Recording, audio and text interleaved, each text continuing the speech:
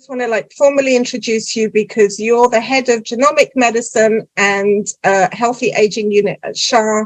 You're an award-winning doctor in the field of healthy aging too. So I'm very, very honored to have you join us. And there is still a lot of views out there by some part of the medical community that our body has a natural detoxification process. It's designed to naturally detox. Why should we make an effort to do a formal detox program? The reason for that is very simple. The detox capacity is true that we have a very good detox capacity. We can detoxify substances through the skin when we sweat, to the kidney when we pass water, to the stool, and coming from the liver. So there are many ways to detoxify, and we have a good system. The problem is that, unfortunately, we every day trespass the limit between the balance of, toxins and detoxification. The number of toxins is increasing every day. There are two types of toxins. One is the group of toxins that we know that we are introducing into the body, namely tobacco, alcohol, drugs, legal or illegal, all type of toxins that we know that we introduce into the body. Those who do that they have to detox extra, because if I don't smoke, why should I detox my body? But if I do smoke, obviously I have to do this. Big difference. There are many things that we ignore that we are introducing into our body, particularly the food and the air. Pollution, unless you are an expert, you don't know. There are many websites where you can find the pollution, the contaminants in the atmosphere of your town. Here I have one in where we are in Sha, and you will be surprised that we have very wonderful weather, and atmosphere. But if I am in Shanghai, if I'm in New York, if I'm in London, absolutely different, even though we are the same people. Number two, the food. The food is full of mercury, as lead, and many other additives, acidulants, colorants, many things that we completely ignore. We use this code in Europe, E171. So you go to the supermarket, you look at the E171, and you say, wow, it shouldn't be too bad. It's titanium.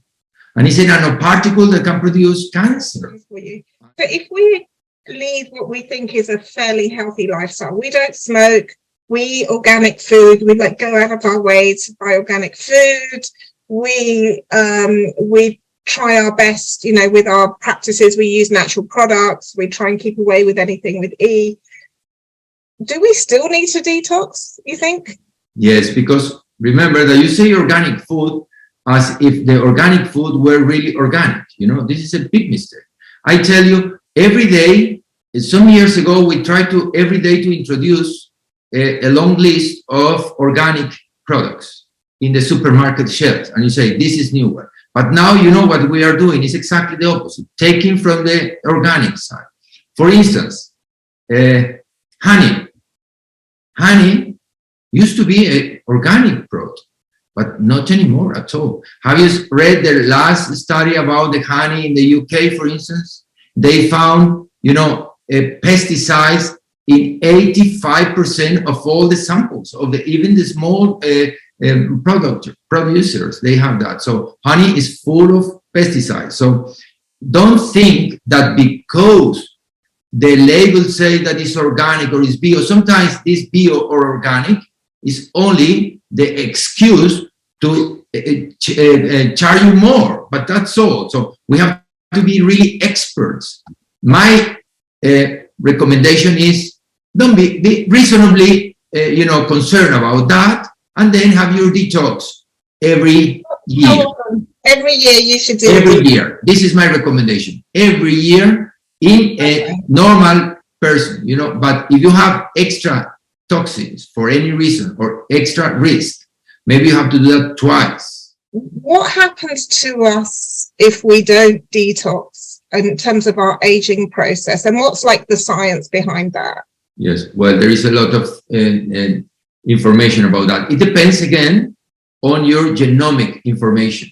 And I recommend to everyone, because it's an investment that you have to do once in your life, is to detect. There are many laboratories everywhere, not only here, of course, that we can say exactly what is your genome concerning detox, particularly liver, okay? And depending on that, it's very important to know how bad or good your detox capacity is. Don't they? Those who say that we have perfect capacity, that we are designed for detox, is they haven't seen this genomic area. My advice is that you check it. Check it. We check to everyone and see the lung, the kidney, the liver, and if everything is all right, I think that we can plan a normal detox, or even it's not necessary. Obviously, if you are not in contact with toxins and your detox capacity is good or excellent, I don't think that is even necessary. For me, there are 7 paramount things that you have to be careful if you want to live longer with quality of life. One is the food, obviously. The number 2 is exercise. The number 3 is stress management. Number 4, sleep. Number 5, hormonal, particularly if you are in the age between the 45 to 55. The 6 is your digestion and absorption. And finally, number 7 is detox. So tell me, this is what I don't understand. I've been trying to work this out. Why do some doctors and media outlets still go on about, oh, your body detoxifies? Is this just one big con? The reason is that we only do and recommend what we know what to do. Okay? What does it mean? That these type of doctors are very good, but I insist, they left in the detox 1.1. Okay? We are now in the 2.1. This is an old-fashioned people that they don't know exactly what it is, the detox, okay? Because the detox is really far more difficult than they believe. Yeah. And the other point is the genomic, because the genomic is very difficult, even for me, that I have, all my life trying to, the clinical approach to the genomics is really difficult for a doctor. Really. I have seen, just before I came here, I was checking a patient and he has 250 different genes, and I was checking one by one. And I have 1 hour to that, Try to imagine that. It's really hard. Is there anyone who shouldn't detox? Is anyone who has specific medical conditions, or that you recommend doesn't do we go that? to a different point. I can accept that. I don't accept that we are well designed and that we have enough detox capacity. I say not in general. Not in general. And particularly because we have many toxins that we ignore, that we are in contact with. But I accept the second point. It's true. Sometimes detox could be even worse. We talk about amalgams, for instance. The same happens in certain circumstances. When your immune system is bad. For instance, we always recommend, as a general rule, that broccoli is a wonderful, healthy food.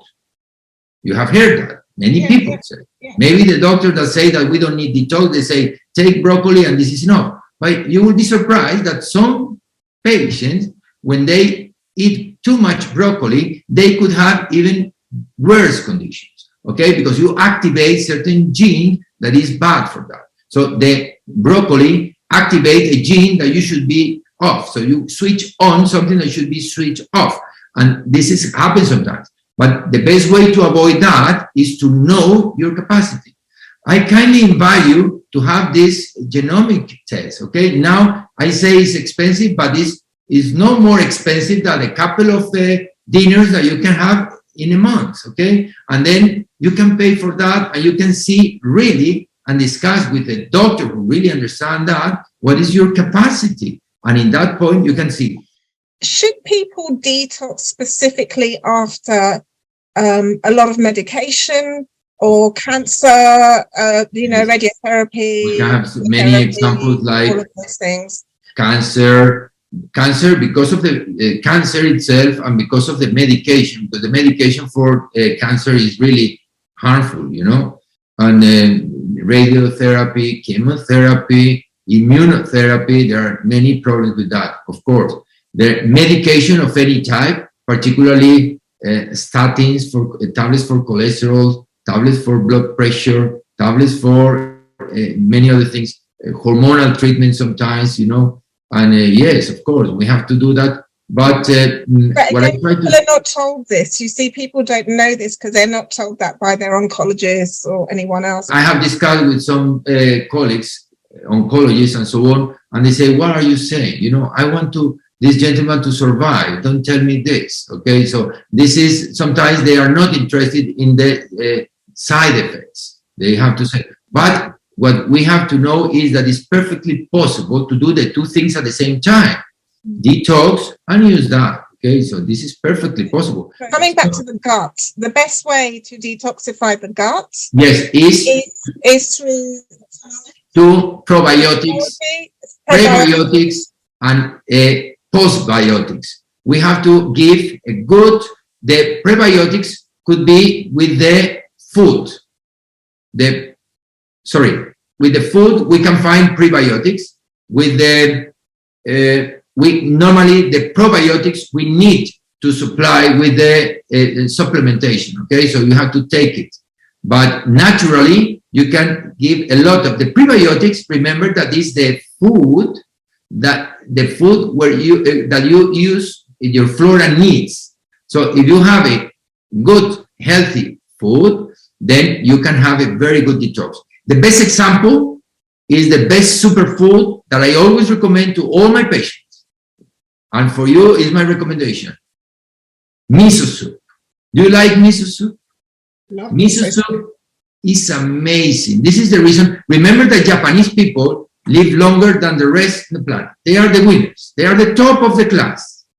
Every time that someone comes to my office and they say, doctor, I need two things. And I say, tell me, why? And they say two things. I want you to remove some years and some kilos of my body, you know, as I say, years and kilos. And you know, this is what everyone is happy and is looking for, kilos and years. And I always say, go to Japan and they will find the way to do that. Why? Because in Japan, with this miso soup, they found exactly that. They lose weight and they gain longevity.